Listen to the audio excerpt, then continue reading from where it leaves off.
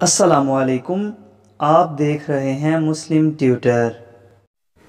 Topic number 8، مدد کس سے مانگنی چاہیے۔ اس ویڈیو میں ہم یہ جانیں گے کہ مدد کس سے مانگنی چاہیے اور غیب میں مدد اور ظاہری اسباب میں مدد سے کیا مراد ہے۔ ہم یہ بھی جانیں گے کہ کیا فوت شدگان اور بزرگوں سے مدد مانگ سکتے ہیں۔ تو چلتے ہیں ویڈیو کی طرف۔ اولیاء کرام سے مدد مانگنے سے بندہ کیا کافر ہو جاتا ہے؟ بعض لوگ کہتے ہیں اللہ اللہ، ماں سے مدد مانگو، باپ سے مدد مانگو، اسکوٹر چوری ہو جائے تو پولیس والے سے مدد مانگو، غوث پاک سے مدد مانگو، ولی سے مدد مانگو تو ایمان ہی چلا گیا۔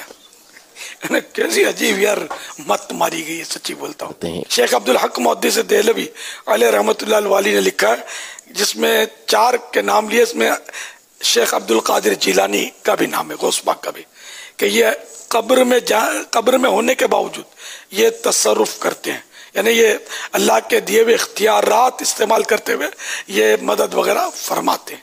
تو ایسا کوئی مسئلہ نہیں ہے یار۔ اب بولتے یا رسول اللہ کیوں بولتے ہو، یا غوث پاک کیوں بولتے ہو؟ تو میں بولتا ہوں کہ بھائی قبرستان جاتے ہو تو السلام علیکم یا اہل القبور کیوں بولتے ہو؟ تو کبھی وسوسہ شیطان نے نہیں ڈالا آپ کو۔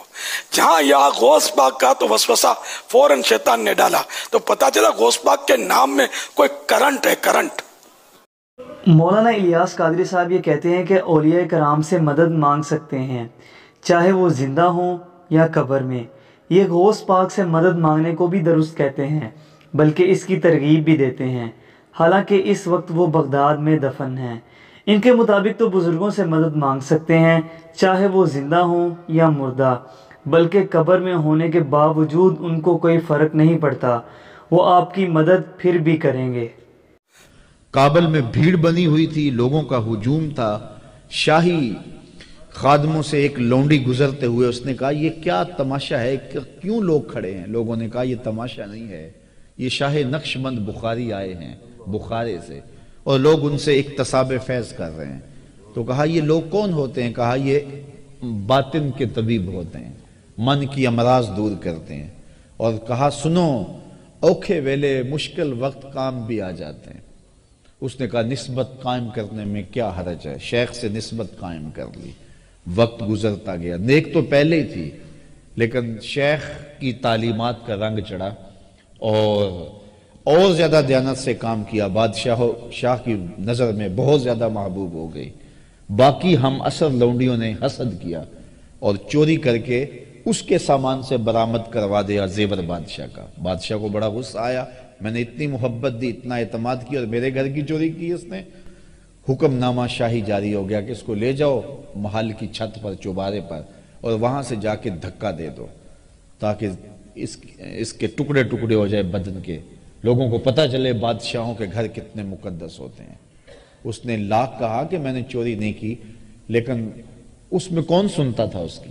خیر لونڈی کو چوبارے پہ لے جایا گیا اور جلاد دھکا دینے لگا، تو اس کو اب یاد آیا کہ سنا ہے اوکھے ویلے پیر کام آتا ہے۔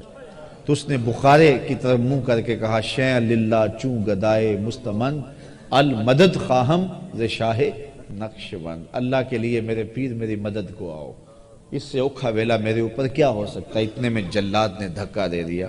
جلاد نے جب دھکا دیا اور وہ نیچے آئی، شاہ نقشبند بخاری کے ہاتھ پھیلے ہوئے تھے، آنکھیں پھٹی کی پھٹی رہ گئیں، بے ساختہ کہا حضرت آپ کب آئے؟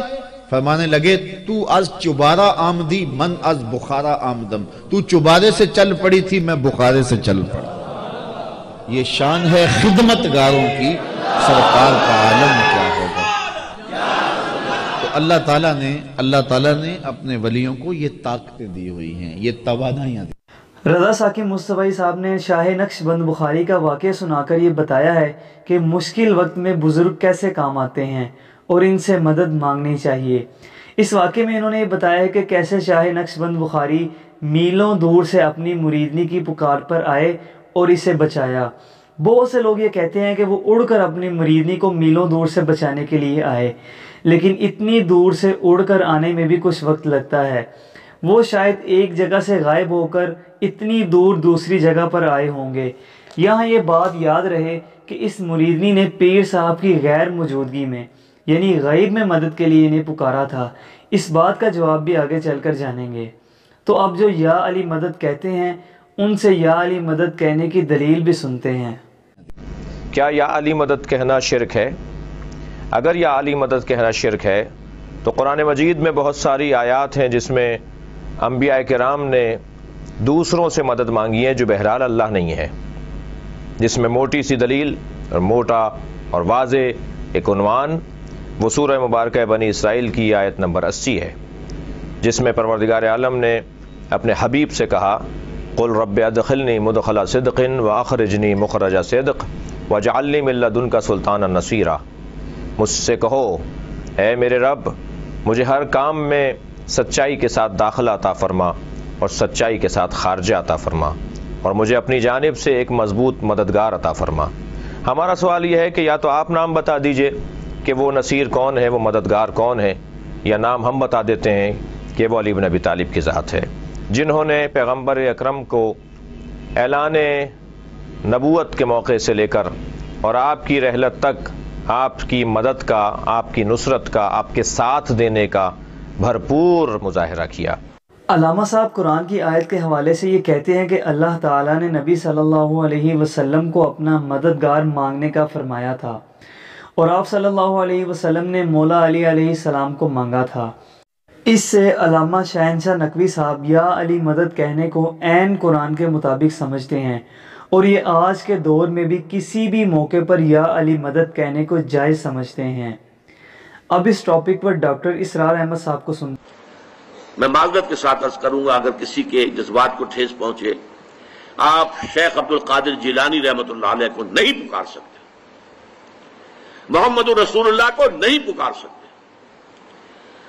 اور واقعہ یہ ہے کہ محمد رسول اللہ کو تو پکارا بھی نہیں جاتا، پکارتے لوگ ہیں زیادہ حضرت علی کو، یا علی مدد، شرک۔ دیکھیے سب سے بات نکتے کی بتا دوں آپ کو، فرشتے کو تو ہم مانتے ہیں نا، حضرت شیخ عبد القادر جیلانی رحمۃ اللہ علیہ کی روح ہے یا نہیں ہے، سنتی ہے نہیں ہے، حاضر ہے کہ نہیں ہے، ناظر ہے کہ نہیں ہے، 100 اختلاف ہو جائیں گے، اختلافات کی تو گنجائش ہے نا۔ فرشتہ ہے یا نہیں ہے؟ وہ تو فرشتہ تو ہے، آپ کے دونوں کندھوں پہ بیٹھا ہوا ہے، کرامن کاتبین ہے کہ نہیں ہے، یرسل علیکم حفظہ، آپ کے جو باڈی گارڈ اللہ فرشتہ نہیں بھیجتا، لیکن آپ فرشتے سے بھی نہیں کہہ سکتے کہ میرا یہ کام کرو۔ فرشتے کے وجود پہ تو کوئی شک نہیں ہے، یا جبرائیل میرا یہ کام کرو، قطعاً نہیں، غلط، شرک۔ لا تدعو مع اللہ احدا، اللہ کے سوا پکارنا کسی کو نہیں ہے، دعا کسی سے نہیں ہے، استغاثہ کسی کا نہیں ہے، استعانت کسی سے نہیں ہے، استمداد کسی سے نہیں ہے، استنصار کسی سے نہیں ہے سوائے اللہ کے۔ ڈاکٹر صاحب بڑے واضح انداز میں یہ فرماتے ہیں کہ آپ اللہ تعالیٰ کے سوا کسی کو مدد کے لیے نہیں پکار سکتے، چاہے وہ کوئی بزرگ ہوں یا حضرت علی۔ انہوں نے یہ کہا ہے کہ بہت سے کام اللہ تعالیٰ فرشتوں کے ذریعے کرواتا ہے، پر آپ کسی فرشتے کو بھی نہیں پکار سکتے، یہ بھی شرک ہے۔ یہ کہتے ہیں کہ دعا اور مدد صرف اللہ ہی سے مانگی جائے۔ اب انجینئر محمد علی مرزا صاحب سے یہ پوچھتے ہیں کہ غیب میں مدد اور ظاہری اسباب میں مدد سے کیا مراد ہے؟ یدعو من دون اللہ ما لا یضرہ وما لا ینفعہ، اور وہ پکارتے ہیں ایسی ہستیوں کو اللہ کے سوا کہ جو نہ انہیں نقصان دے سکتی ہیں اور نہ نفع دے سکتی ہیں۔ ذالک هو الضلال البعید، اور یہ تو انتہائی گمراہی کی چیز ہے کہ انسان ایسی ہستیوں کو پکارنا شروع کر دے کہ جو نہ نفع دے سکتی ہیں اور نہ نقصان دے سکتی ہیں۔ یعنی اس میں امپلائیڈ ہے کہ اگر مصیبت اور پریشانی میں پکارنا ہے تو صرف اللہ کو پکارنا ہے، اور اس میں پکارنے سے مراد دعا کے لیے پکارنا، ایک ہے ظاہری اسباب کے لیے پکارنا۔ مثال کے طور پر میں کہتا ہوں بھائی مجھے پانی پلا دیں، یہ ظاہری سبب ہے، اس کو اختیار کرنا عین قرآن کا حکم ہے۔ قرآن حکیم میں ہی سورۃ المائدہ میں آیا وَتَعَاوَنُوا عَلَى الْبِرِّ وَالتَّقْوَى وَلَا تَعَاوَنُوا عَلَى الْإِثْمِ وَالْعُدْوَانِ، نیکی اور پرہیزگاری کے کاموں میں ایک دوسرے کی مدد کرو اور برائی کے کاموں میں الگ رہو۔ تو یہ قرآن نے ہمیں حکم دیا ہے کہ ظاہری اسباب اختیار کرنے ہیں۔ اب پیاس لگی ہوئی ہے تو پانی سے ہی بجھے گی۔ اگر کوئی شخص صرف دعا کرتا رہتا ہے اللہ میری پیاس بجھا دے، اور وہ پانی نہیں پیتا تو اسے یہ کہا جائے گا وہ قرآن و سنت کی تعلیمات کے خلاف چل رہا ہے کہ جی روٹی آپ امی سے مانگیں گے کہ اللہ سے مانگیں گے؟ اچھا جب آپ بیمار ہو جاتے ہیں تو ڈاکٹر سے جا کر دوائی لیتے ہیں یا اللہ تعالیٰ سے دوائی مانگتے ہیں؟ تو میرے بھائیوں یہ تو اسباب ہیں، اسباب کا تو قرآن میں حکم ہے، وہ ظاہری اسباب تو آپ کافر سے بھی اختیار کر سکتے ہیں، نبی صلی اللہ علیہ وسلم سے اوپر تو کوئی نہیں ہے نا مخلوقات میں۔ چلیں ہمیں تو یہ کہیں گے نا جی کیونکہ ہمارے سے اوپر بھی اور ہستیاں ہیں، ہم اللہ تعالیٰ تک ڈائریکٹ نہیں پہنچ سکتے، نبی تو ڈائریکٹ اللہ تک پہنچتا ہے نا۔ تو صحیح بخاری اٹھا کے دیکھیں، آپ صلی اللہ علیہ وسلم کی وفات اس حال میں ہوئی کہ آپ کی زرہ گندم کے عوض گروی رکھی ہوئی تھی ایک یہودی کے پاس، یعنی آپ نے اپنی زرہ گروی رکھ کر یہودی سے گندم لی ہوئی تھی ادھار کے طور پر، یہ صحیح بخاری میں حدیث موجود ہے۔ تو آپ صلی اللہ علیہ وسلم نے تو یہودی سے بھی مدد مانگی ہے، تو یہ تو ظاہری اسباب ہے، لیکن انہوں نے یہ نہیں کہا المدد یا یہودی میری مدد فرمائیے، یہ تو نہیں آپ صلی اللہ علیہ وسلم نے کہا۔ آپ نے کبھی یہ بھی نہیں کہا کہ اے جبرائیل المدد میری مدد فرمائیے، آپ تو فرشتوں کے سردار ہیں، کبھی نہیں کہا۔ تو کس طرح پبلک کو دھوکہ دیتے ہیں؟ ظاہری اسباب تو ہمارے محبوب صلی اللہ علیہ وسلم نے خود اختیار کیے ہیں۔